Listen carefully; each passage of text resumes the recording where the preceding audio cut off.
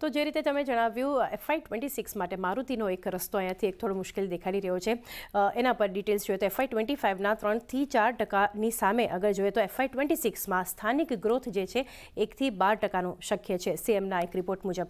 સાથે જ એક્સપોર્ટમાં વધારાથી ગ્રોથને ગતિ મળશે.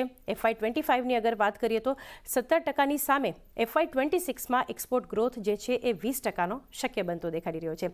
સાથે જોઈએ તો એન્ટ્રી લેવલનું કઈ રીતે કહી શકાય કે ટેન્શન બન્યું છે મારુતિ માટે, તો 5 વર્ષથી વધુ સમયના એક વેચાણ જે છે એ ઘટતા આપણે જોઈ રહ્યા છે.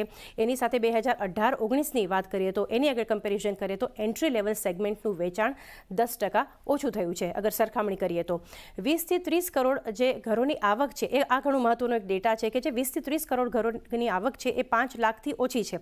અન્ય જે 30% ઘરો છે એની આવક 5 થી 12 લાખની વચ્ચે રહેતી દેખાડી રહી છે. માત્ર 12% ઘરો એવા છે કે જ્યાં આવક છે 12 લાખથી વધુ આપણને દેખાડી રહી છે. એટલે કારની કિંમતોમાં જે વધારો થઈ રહ્યો છે એને કારણે ઓછી આવકવાળા જે છે બજારમાંથી બહાર નીકળી રહ્યા છે. અને 5 થી 6 વર્ષમાં રેગ્યુલેટરીમાં બદલાવ જે છે, કોમોડિટીની કિંમતોમાં જે વધારો થયો છે એનાથી કારની કિંમતો વધી છે.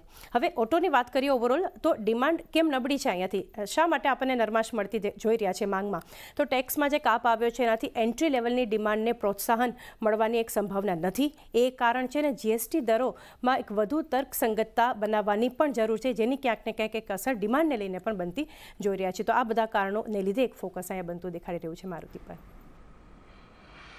આભાર ચાંદનીએ સમગ્ર વિગત માટે. તો જો આ બધા કારણો બની રહ્યા છે અને ખાસ કરીને મારુતિના ચેરમેન RC ભાર્ગવે નાણાકીય વર્ષ 26 અંગે જે ચિંતા વ્યક્ત કરી છે કે અહીંયાથી જે FY26નો વોલ્યુમ ગ્રોથ છે એ પણ ઓલમોસ્ટ 1 થી 2% જેટલો રહી શકે છે. આવો સાંભળીએ તેમણે ખાસ કરીને શું કહ્યું છે.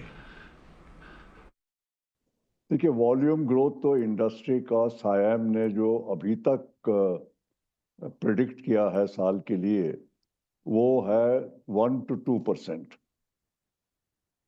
और डोमेस्टिक मार्केट ग्रोथ अगर कोई खास स्पेशल फैक्टर्स आ जाते हैं जिसकी वजह से बढ़ जाती है दूसरी बात है, बट मेरे अंदाजे से डोमेस्टिक मार्केट यहाँ की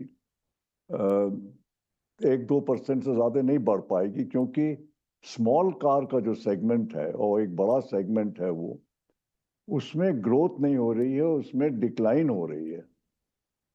तो अगर स्मॉल कार सेगमेंट में डिक्लाइन होएगी तो ये जो लोग SUVs और बड़ी गाड़ी खरीदते हैं, ये कितनी गाड़ी खरीदेंगे कि बाकी डिक्लाइन का मेकअप कर दें और ग्रोथ भी करा लें, वो नामुमकिन सी चीज़ है.